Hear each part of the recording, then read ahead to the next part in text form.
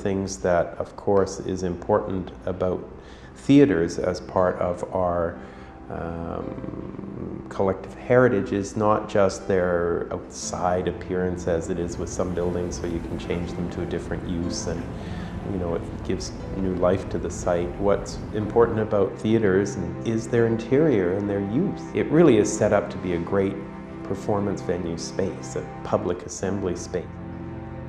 I think it's important to maintain the Art Deco style of the building because it's a heritage building and it's been this way since 1941, so to change that you would essentially be changing the Vogue and what it is.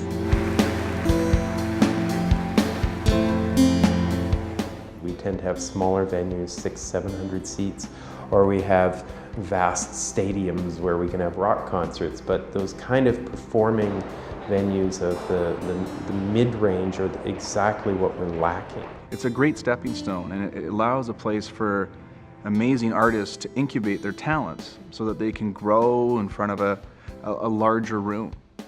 Performing arts groups have been just crying for a place like this, that there's such a need for it, and because in our current economy and the way economics work and cultural facilities are funded, the chance of something like this being built is about nil right now.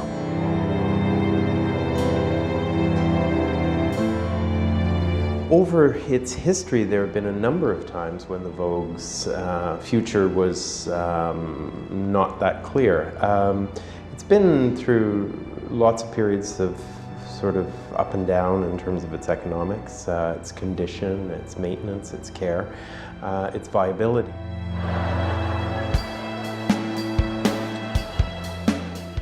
Came across my desk in the spring of 2009, and then after thinking about it for a while, July 2009 is when I picked it up and started what we like to call the rejuvenation of the Vogue Theatre. We put a lot of stuff into the bones of it, so to speak. There's also a lot of great things that we've done here that, I mean, if you look at the ceiling and all this, which was full of holes before, is now a beautiful ceiling the way it was intended to be. We have done all kinds of upgrades, from those to sound and lighting and painting, new carpets, phone systems, you name it, it's all been touched on probably. It's all been redone. You have a building that's 70 years old, you really need to always work with it, more so than working on it. I mean, the large infrastructure stuff we dealt with. There are days where it feels like it's a never-ending process, but all it takes is a set of eyes that haven't seen it in a little while, and they come back in here and you can sort of live that experience of the restoration through them.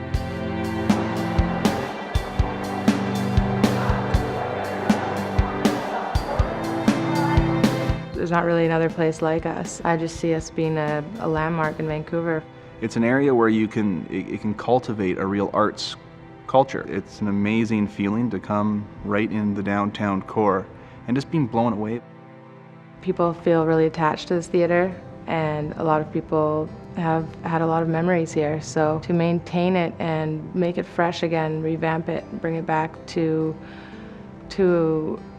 an old vibe with a new, fresh feel is really important for the city. Even though it has National Historic Site status and it's recognized as a Heritage Register A resource in Vancouver, it's not legally protected, so the owner could indeed apply to demolish if they did feel they wanted to. There are no legal restrictions that would continue to protect the theater. Theaters in general are important to keep the sort of heartbeat of a city alive. It's a place where, in today's world of social media and all of these other online forms of entertainment, where people can get together, 1,000 people, and enjoy something together. It allows people to, you know what, have that human contact, which keeps us all normal and sane. It's a process that has lasted the test of time, in that the arts are great for communities.